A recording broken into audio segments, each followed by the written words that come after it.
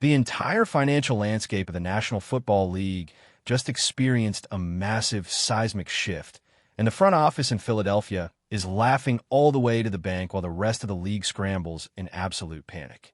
Everyone thought the front office was playing a highly dangerous game with the salary cap, committing financial suicide by pushing millions of dollars into future void years that would eventually blow up in their faces. Critics called it a disaster waiting to happen and insisted the bill would finally come due, leaving the roster completely gutted. But those critics completely missed the bigger picture. The front office didn't destroy the future. They executed a financial masterclass by predicting exactly where the league's money is moving. While rival teams are panicking about the hard cap, Philadelphia just received major validation from the league office that confirms their aggressive strategy is going to pay off massively. Before we dive into the chaotic reality of how this changes everything for the roster, smash that subscribe button if you want the fastest NFL updates on the planet. Are rival general managers completely blind to how the modern sports economy actually functions? For years, mainstream football analysts have blasted Philadelphia for manipulating the cap, using dummy years on contracts to lower current cap hits while backloading astronomical amounts of real cash down the road. It looks like a terrifying credit card debt cycle from the outside. If you look at the raw projections for the next 3 seasons, the numbers seem tight. Right now, the team is sitting around $24.8 million in space, which puts them in the top half of the league. Next year, that number artificially dips down to less than $15 million, causing casual fans to think the walls are closing in. By the following season, the books show a projected $66 million, but that ranks near the bottom of the league because other teams look completely empty on paper. But evaluating the cap based on static, current numbers is a trap that bad franchises fall into every single offseason. Cap space isn't a stagnant pool of money. It is a fluid asset that can be rolled over continuously. The entire ceiling of the cap is about to skyrocket at an unprecedented rate. The secret weapon behind this financial wizardry isn't just a spreadsheet. It's a deep understanding of standard television and media metrics. The traditional ways media companies tracked who was watching football are officially dead. The league is transitioning to modern data tracking that pulls viewership numbers directly from smart televisions and digital streaming providers rather than relying on outdated home panels. This matters immensely because millions of younger fans do not watch games on traditional cable television. They stream everything. When major digital platforms took over packages like Sunday Ticket, a massive portion of the fan base disappeared from traditional ratings metrics. Now that the tracking systems are catching up to reality, the official viewership numbers are going to look absolutely monstrous.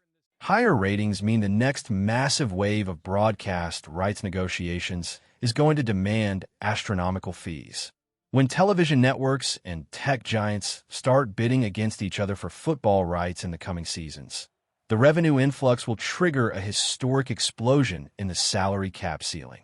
The front office realized this years ago, intentionally structuring massive contracts with funny money that hits the books way down the line, knowing that a higher cap will easily swallow those massive cap hits. But television revenue is only half of the equation because the league just altered a major rule that completely changes how international games operate. Previously, franchises had the power to protect specific, high-profile home games from being shipped overseas, ensuring fans got to see the biggest rivalries in their own stadiums. That protection rule has been completely wiped off the books. The league office now has total authority to take any marquee matchup or deep-rooted divisional rivalry and place it in an international stadium. The aggressive push for global expansion is reaching a boiling point, and taking the absolute best games to international markets means the global streaming packages are going to become outrageously lucrative. Tech companies could end up paying close to $100 million for a single international broadcast. Every single time a new streaming partner cuts a check for a global game, the cash goes directly into the player revenue pool, forcing the salary cap to climb even higher. While weak franchises are managing their rosters for today, elite front offices are structuring deals based on where the league's economy will be 5 years from now. Who is to blame for your rival team not understanding how to manipulate the salary cap like this? Drop a name below. This forward-thinking philosophy doesn't just apply to contracts. It dictates exactly how the team drafts and develops hidden superstars. While the media focuses entirely on highly paid elite veterans, the real engine of a sustainable roster is finding elite production from cheap, young talent. Right now, the roster is hiding the most explosive, under-the-radar defensive weapon in the entire league, and rival offensive coordinators are completely unprepared for his breakout season. To understand how dangerous this player is, you have to look at the bizarre path he took to professional football. He started his collegiate career playing deep safety in the Ivy League, patrolling the secondary and diagnosing passing concept from the third level of the defense. After transferring to a smaller program, he put on significant muscle and transitioned all the way down to the line of scrimmage as an edge rusher. That background is a ridiculous anomaly. You almost never see a functional pass rusher who possesses the literal instinct, vision, and coverage capabilities of a defensive back. We are talking about Jalyx Hunt, a young defender who spent his early days flying completely under the national radar, but is now posting metrics that rival the highest-paid defensive players in the sport. During his recent operational campaign, he did things that defy standard positional logic, racking up 6.5 sacks while simultaneously dropping out into space to secure 3 crucial interceptions. Think about that for a second. An edge defender leading dropbacks and picking off professional quarterbacks because his brain is still wired like a safety. When he enters the game, opposing quarterbacks look completely lost because they cannot read his alignment. He has the pure ankle flexion, the twitchy burst, and the raw power to run through a legacy offensive tackle.